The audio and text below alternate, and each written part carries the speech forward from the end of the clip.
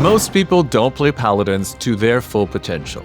They play them like boring fighters in shiny armor who can do a bit of healing. Or worse, like the morality police who's allergic to smiles. But that's not all a paladin can be. Today, we're talking about how to roleplay a paladin so they feel human, powerful, and real. I'll cover what all paladins share, then break down the 2024 oaths: devotion, glory, vengeance, and the ancients. I'll give you 2 backgrounds that would fit well and 3 full character concepts per oath, complete with traits, bond, ideal, and flaws, which you can take and just bring straight to your table. By the way, I'm Jace. I'm an actor, writer, and forever DM with over 10 years of experience and a professional enjoyer of dramatic smiting. And if you've ever thought paladins were boring, maybe you've just never encountered one that doubts, breaks, or bleeds for what they believe. So, let's talk paladins. What all paladins have in common. A paladin isn't a cleric in service to a deity. A paladin isn't born holy either. They become holy the moment they make a promise, one so big that the universe listens. The player's handbook says paladins are united by their oaths to stand against evil and corruption. So your character looked at the darkness in the world, the decay, despair, the cruelty, and said, "Not while I still draw breath." It might sound self-important, but that's a higher calling. That's what turns a soldier into something sacred. Here's the facts. Paladins don't get their power because a god handed it to them. They get it because they swore something so sacred that reality itself agreed to help. Whether that oath was made in a temple, a magical forest, or whispered to the dead on a battlefield, it binds them, body and soul. So, when you play a paladin, don't think I follow rules. Think I made a promise that matters more than my comfort. That's what every oath has in common. Let's break it down.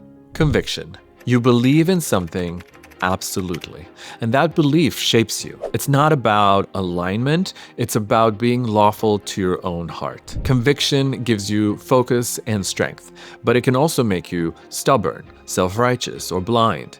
So instead of playing a paladin who preaches, play one who tries, someone who believes goodness is possible even when they fall short. The best paladins aren't perfect, by the way. They're relentless. Here's an example of role-playing your conviction. When your party rushes past a young beggar girl in order to chase a bounty, your paladin can't let it go. They stop, turn to the group, and say quietly, "If we don't help her, who will?" That's conviction, not righteousness, just belief that all people deserve your help. Purpose. Every paladin hears a call. It might come from a god, from grief, or from a single moment that burned everything else away. But once you hear it, you can't unhear it. You walk away from your old life because you were needed somewhere bigger. The player's handbook puts it perfectly. Every paladin stands on the front line of the cosmic struggle against annihilation. And that's not a metaphor. That's your job description. So when you roleplay one, show that purpose even in the quiet moments. For example, your paladin's purpose is to protect the helpless. After a brutal combat, the party wants to rest, but your paladin insists on riding out to find the captured villagers. Yeah, they're exhausted, but that's the point. Their body breaks before their purpose does. Temptation. Every paladin faces temptation, not always evil, but just compromise. The thought of, "It's fine this one time," or "The ends justify the means." That's the line you live on. Your oath gives you divine strength, but if you betray it, that strength cracks. Because the moment you start asking, "Am I still who I swore I'd be?" that's when your story gets interesting. As an example, when the captured villain begs for mercy, your paladin hesitates, not because they want to kill them, but because they want it to feel easy. The 1 second of moral struggle can say more about their oath than any speech ever could. All right, you've got the 3 tenets of a paladin's heart. Now let's see how that heart changes shape. Oath of devotion. This is the classic knight in shining armor, sworn to justice, honesty, compassion, honor. But being devoted to these ideals doesn't mean being perfect. It means you're devoted to the pursuit of what's right, even when it costs you. A devotion paladin doesn't have to think they're good, they just hope they can be. They're the ones who stand up after every failure and say, "I'm not done. But how do you roleplay that? Well, lead by example. When a moral dilemma hits, make your choice quietly and let your actions speak for you. Keep your promises, even the small ones. Protect the weak NPCs, even when it's tactically stupid. Spend some of that lay on hands on the commoner fighting alongside you. Hold yourself to a higher standard, not everyone else. It's tempting to play devotion like a moral police officer, but your oath is about you, not about control over others. If a party member crosses a line, talk to them in character, but like a friend who's disappointed, not a judge handing down a sentence. Remember why you fight. You don't smite because you're angry like a barbarian. You smite because someone has to stand between the innocent and annihilation. Show your faith through small rituals. You don't have to be loud about your devotion. It can live in the quiet details, maybe a whispered prayer before battle, a hand resting on your holy symbol when someone mentions courage. And here are some backgrounds for the Oath of Devotion. Knight of the Realm. You served a noble order sworn to protect the realm, or at least the idea of it. You polished your armor more than you slept, memorized codes older than the castle walls, and swore an oath you still hear in your dreams. You learned, however, that honor isn't the banner that you carry. It's the way you lift others when no one's watching. The Shrine Defender. You once guarded a sacred place, a shrine, a relic, a patch of ground that felt like home. You spent years standing watch, praying in silence, until one day, something desecrated what you swore to protect. And now your faith isn't just belief, it's muscle memory. Every time you raise your shield, you remember what was lost. Now let's explore some character concepts. The Idealist. This paladin sees the world in shades of hope, not gray. They're the ones who pray for the villains before striking them down and thank their companions after every battle. Their faith isn't loud, it's steady, like a heartbeat. They believe the world bends towards the light, even when it cracks in the process. The Penitent. They used to be reckless, maybe even cruel, before their oath changed them. Now, every act of kindness feels like penance. When they pray, it's not for strength, it's for restraint. When they fight, they whisper the names of those they couldn't save. They're chasing forgiveness, one selfless act at a time. The Guardian. This paladin doesn't preach or posture, they just stand where others fall. They treat duty like breath, constant and invisible. When fear spreads, they're the first to step forward. They carry the weight of someone who's already decided that their life isn't theirs anymore. It belongs to whoever needs it. Oath of Glory. The Oath of Glory is about potential, yours and everyone else's. You believe greatness isn't a luxury, it's a responsibility. You shine so others can see their own light. When you win, it's not look at me, it's look at what we can do. Glory Paladins fight against apathy, against the idea that people can't change. So roleplay that spark. And you don't have to be loud, you just have to believe out loud. Tips for role-playing a Glory Paladin. Treat heroism as teamwork, not spotlight. Glory Paladins aren't fame chasers, they're rally points. When the rogue makes a brilliant move, you're the first to call it out. When the cleric saves the day, you raise your shield and shout, "That's what I'm talking about!" Glory means pulling everyone else into the story, not standing above it. Be proud of your deeds, but make sure they mean something. The Player's Handbook says, endeavor to be known by your deeds. That doesn't mean chasing clout. It means making sure your actions are worth remembering. If you slay a monster, tell the story to a child in the next town so they remember courage, not fear. Face every hardship like it's the start of legend. When things go grim, that's your cue. The storm rolls in, the party looks beaten, but your paladin just smirks. I don't know about you, but this sounds like the part of the song where we turn it all around. That's how a Glory Paladin handles fear. They name it, then they rise above it. Inspire others even when you're uncertain. You don't have to feel brave to act brave. When the party's losing hope, remind them that they've already survived so much. Be the person who believes when no one else can. Make glory personal. Ask yourself, who are you doing this for? A mentor who fell in battle? A village that once called you a coward? When you dedicate a victory to someone, say it aloud. It turns every fight into a story with a purpose. Here are some backgrounds for the Oath of Glory. The tournament champion. You've tasted applause before. The roar of the crowd, the glint of sunlight on polished armor. You train not for war, but for spectacle, mastering every flourish that could draw a gasp. But when the arena's emptied and the silence came, you realize that glory without purpose feels hollow. So now you fight to inspire, not to impress. Orphan of heroes. You grew up in the shadow of legends, parents or mentors or names carved on memorial stones. You studied their stories like scripture, imagining the day you'd earn your place beside them. You carry a chipped medal or a faded banner as a reminder. Glory isn't inherited, it's earned. Now let's talk character concepts. The beacon. This paladin shines even when they're afraid. They turn every danger into a challenge and every setback into a speech. They believe courage is contagious, and if they have to burn bright to keep others from giving up, they'll do it gladly, even if it burns them out. The performer. To them, battle is theater. The sword a prop, the oath a script. They fight like an artist, every swing a statement. But when the cheering stops, they don't always know who they are. Their greatest fear isn't death, it's being forgotten. The doubting idol. This paladin's already a hero in the eyes of others. Statues, songs, maybe even bards. But they know the truth. Heroes are just people who didn't quit soon enough. They keep wearing the mantle for the crowd's sake, even when it feels too heavy to carry. Oath of Vengeance. Vengeance paladins aren't cruel, they're focused. Something broke the world for them, and they swore it wouldn't happen again. You've seen real corruption, you've seen mercy abused, so now justice is personal.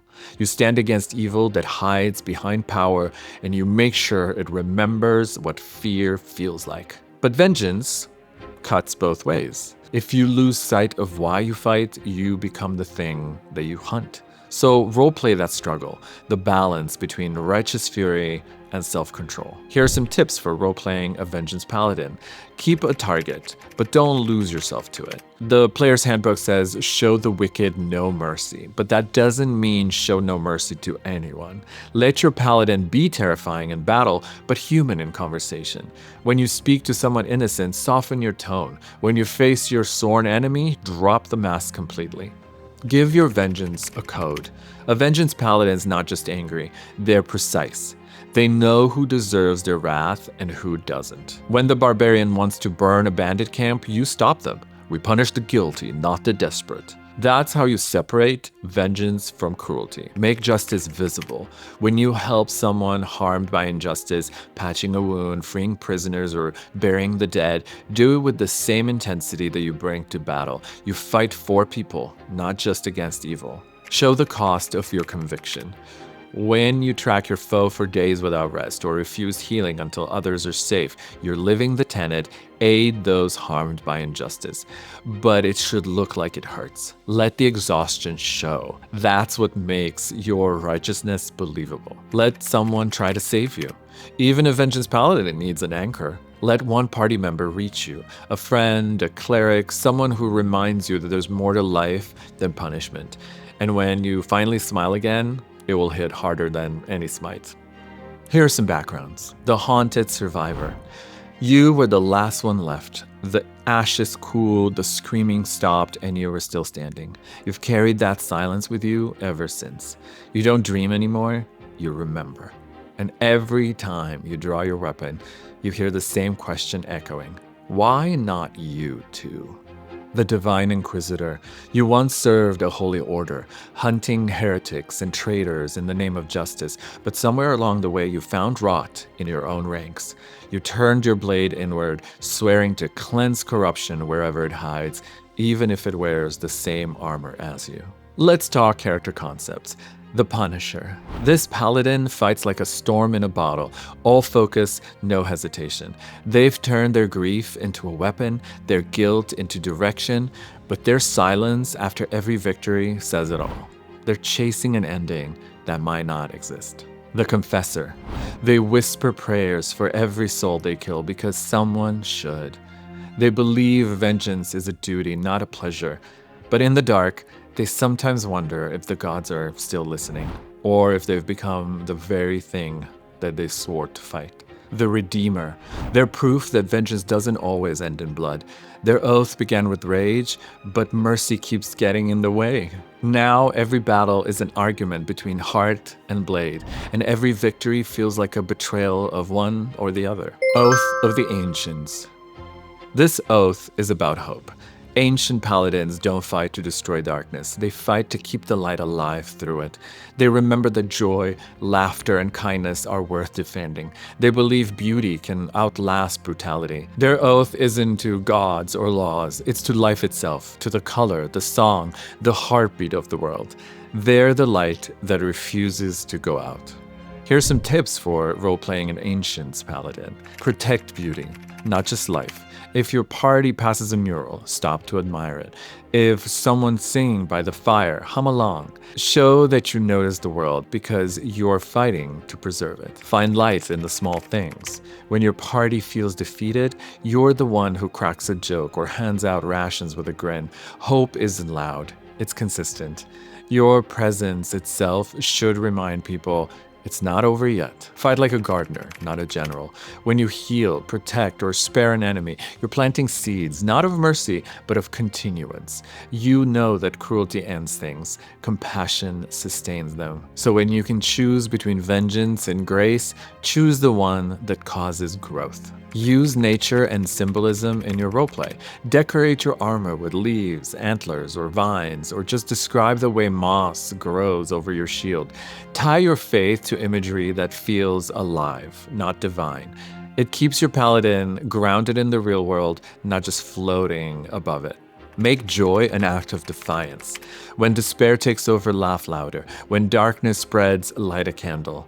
Ancients paladins know that the smallest act of joy is a weapon, and it's one that shadow and darkness cannot really truly stop. For backgrounds, we've got the Grove Warden.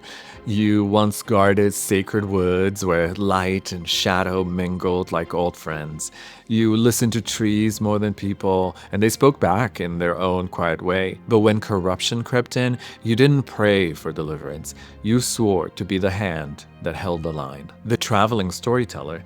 You wander from town to town, carrying laughter and lessons in equal measure. You've learned that stories are stronger than steel. They outlast kingdoms. You spread tales of heroes who never gave up, hoping your words will grow into roots that keep the world from crumbling. Now let's explore some character concepts.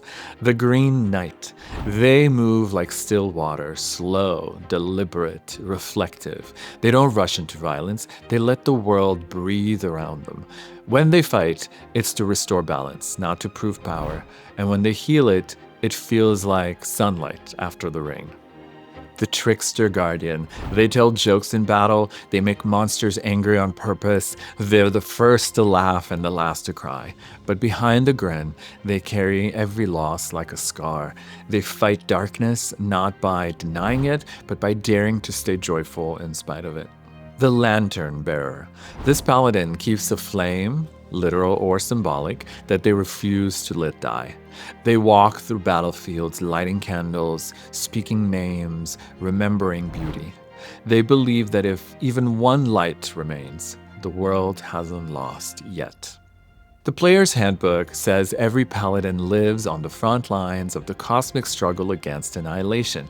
That's not poetic, that's your role in the story. You're the person who stands between the world and everything that wants to erase it. Cruelty, apathy, despair, and you're armed with steel, light, and a promise.